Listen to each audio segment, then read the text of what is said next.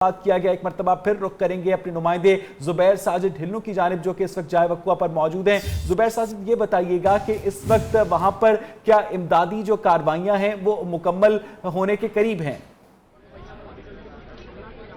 جی بالکل، جو امدادی کارروائیاں تو وہ یہاں پہ مکمل ہو چکی ہیں، لیکن جو کاؤنٹر ٹیررزم فورس اور جو فرانزک لیب والے ہیں ان کی کارروائیاں بھی جاری ہیں۔ انہیں ابھی تک جو ہے حملہ آور کی سر اور ٹانگیں ملی ہیں، وہ اس پہ انویسٹیگیشن جو ہے وہ کر رہے ہیں۔ اگر میں آپ کو ابھی تازہ ترین میں اگر کوشش کروں اب مناظر دکھانے کی صورتحال کہ میرے عقب میں کیا ہے، تو میرا کیمرہ مین دکھائے گا کہ میرے عقب میں جو ہے وہ جو جائے وقوع ہے اسے کناتیں لگا کے جو ہے مکمل طور پر جو ہے وہ بند کیا ہوا ہے۔ پاک فوج کے جوان کھڑے ہیں، آگے جو ہیں وہ فرانزک لیب والے کھڑے ہیں۔ کنات سے تھوڑی سی جگہ جو ہے انہوں نے چھوڑی ہوئی ہے لوگوں کو آنے جانے کے لیے، باقی میڈیا کو وہاں جانے کی اجازت نہیں دی گئی۔ اس سے تقریباً 500 میٹر آگے یہ جائے وقوع ہے جہاں پہ یہ حادثہ پیش آیا ہے، دھماکہ ہوا ہے۔ آپ نے بڑی اہم بات کی کہ یہ وہ دہشت گرد اتنا زیادہ بارودی مواد تو نکلا ہے، اس کا مطلب ہے کہ کافی پلاننگ کے ساتھ وہ یہاں پہ داخل ہوئے، اور یہ حساس ایریا ہے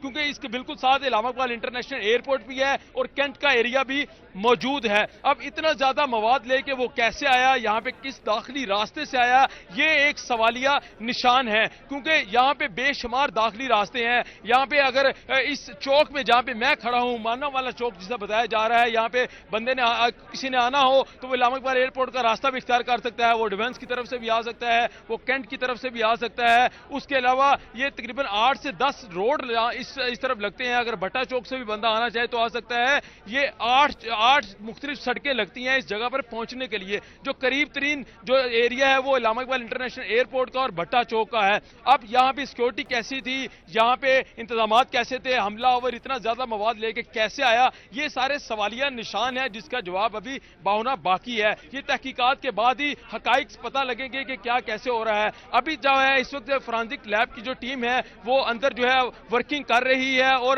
اندر جتنے بھی شواہد اکٹھے کیے جا رہے ہیں۔ ابھی تک جو انہیں شواہد ملے ہیں وہ حملہ آور کی 2 ٹانگیں ملی ہے اور ایک سر ملا ہے، جس کے بعد ابھی بھی تحقیقات جاری ہیں۔ پاک فوج نے اچھا زبیر ساجد، یہ بتائیے گا کہ یہ واقعہ تو بڑا واقعہ پیش آیا ہے مردم شماری کی ٹیم پر حملے کا۔ اس سے پہلے بلوچستان میں ہم نے دیکھا کہ کچھ جگہوں پر مردم شماری کے عملے کو نشانہ بنایا گیا، لیکن اتنا بڑا واقعہ اب تک پیش نہیں آیا تھا جب سے مردم شماری کے عمل کا آغاز ہوا مارچ کے وسط میں۔ تو جو سیکیورٹی ارینجمنٹس تھے مردم شماری کی ٹیمز کے ساتھ، ایک ہم نے دیکھا کہ جو آرمی کا اہلکار ہوتا تھا وہ تعینات کیا جاتا تھا، عمومی طور پر کیا مطمئن تھے لوگ ان سیکیورٹی ارینجمنٹس کے جو سینسس کے حوالے سے کیے گئے تھے؟ دیکھیں اویس، جب یہ سینسس کا عمل شروع ہوا تھا 19 سال بعد مردم شماری کا عمل شروع ہوا تو کافی سیکیورٹی کے ہم نے سخت ترین انتظامات دیکھے۔ ہر ٹیم کے ساتھ ایک فوجی اہلکار جاتا تھا، ان کی پوری سیکیورٹی دی جاتی تھی، پوری دیکھی جاتی تھی۔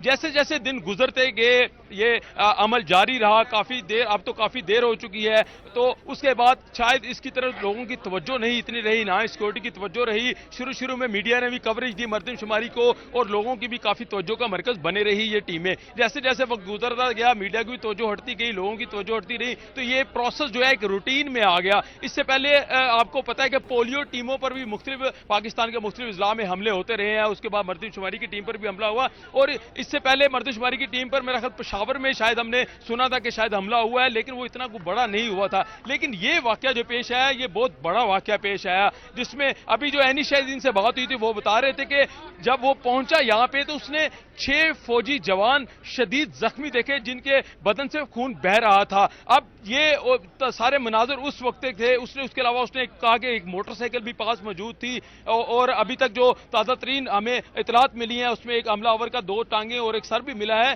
یہ اس چیز کے چیزیں ثبوت ہیں کہ کتنا بڑا دھماکہ ہوا ہے، اور بارودی مواد بھی اتنا زیادہ تھا۔ اینی شاہدین نے یہ بھی بتایا کہ دور دور تک جو ہے وہ خون کے لوتھڑے گئے، اور صبح جب اینی شاہدین سے آتے ہی ہماری بات ہوئی، اس نے بتایا کہ ایئرپورٹ پر بھی جو ہے آوازیں اس دھماکے کی سنائی دے नहीं की थी, और इतना बड़ा धमाका हुआ, इतनी दूर दूर तक आवाजें सुनाई दी गई, उसके बाद तमाम एरिया को कर्टन ऑफ कर दिया गया। इस वक्त जो ताज़ा तरीन सूरत हाल है वो ये है कि इलाके के अतराफ में सर्च ऑपरेशन जारी है। हमें जो सिक्योरिटी जराये से इतलात मिली हैं वो इलामा इकबाल इंटरनेशनल एयरपोर्ट, डिफेंस, भट्टा चौक और बेदिया रोड कैंट से शुरू होने वाला इलाका, ये तकरीबन 5 किलोमीटर सराउंडिंग जिस जगह पर यह हादसा हुआ है 5 किलोमीटर अतराफ में इस वक्त सर्च ऑपरेशन जारी है। ये पता लगाया जा सके क्या कोई और दहशतगर्द तो यहाँ मौजूद नहीं है, क्या कोई और हमलावर यहाँ तो मौजूद नहीं है। उसके अलावा मुख्तलिफ जो है वो टॉप। बिल्कुल ठीक है जुबैर, साजिद हमें अपडेट कर रहे थे जाए वकुआ से। इस वक्त की सूरत हाल के मुताबिक 7 अफराद जाँ बाक हुए हैं, जबकि 22 अफराद के बारे में इतलात है कि वो जख्मी हुए हैं।